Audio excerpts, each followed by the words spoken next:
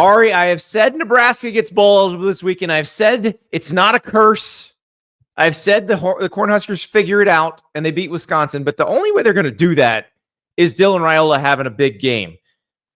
Let's look at his PrizePicks number for this game. PrizePicks, by the way, best daily fantasy game in America. If you're not playing, get on board. Use the code STAPLES when you sign up. Play $5, get $50 instantly. Dylan Raiola's number for this game for passing yards, 202.5, which is not a ton. But I will point out that Wisconsin's defense does not give up a lot of passing yardage. They've not let guys get over this number very often this season.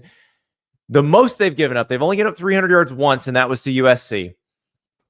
Dylan Gabriel in Oregon had 218 last week. So basically, we were asking Dylan Raiola to have the kind of game against this defense that Dylan Gabriel had against this defense. That is going to be a challenge for Dylan Raiola in this offense that is now run by Dana Holgorsen. Yeah, I think that the number one thing with Dylan Raiola is his ability to extend plays through the air in which he's under pressure. That's something that I've been watching pretty closely every time I've watched Nebraska play this year, and I think he's gotten marginally better at it, but his escapability, for all the Patrick Mahomes comparisons that you'll get with this guy, he does not escape pressure as well as Patrick Mahomes does, obviously. And I don't think it's even comparable.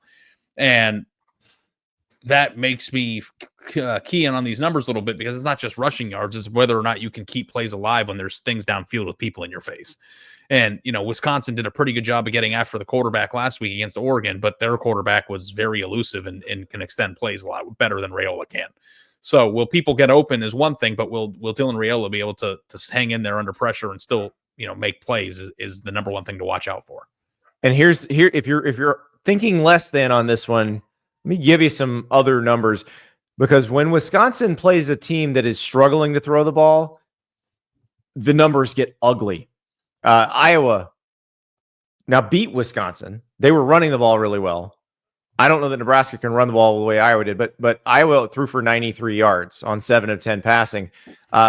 In a win against Northwestern, Wisconsin gave up 82 yards passing.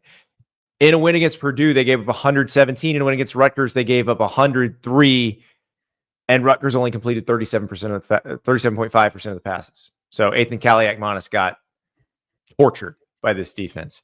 So that's one thing to keep in mind. Again, though, I say it's not a curse. So I got to hope that Dylan Raiola goes more than and leads his team to a bowl game, to a beautiful destination like Nashville in the Music City Bowl, Detroit in the Quick Lane Bowl. I don't think it even matters to these guys at this point, Ari. Just get to the bowl game. Yeah, just do it. I think that there's a lot of promise with this kid into the future. I don't know how much I love the total here. I'd probably go less than if it were on me. Against this defense. But You know what? I think I'm going to have faith. I think I'm going to try the more than. That's the total leap of faith, Ari. Total leap of faith.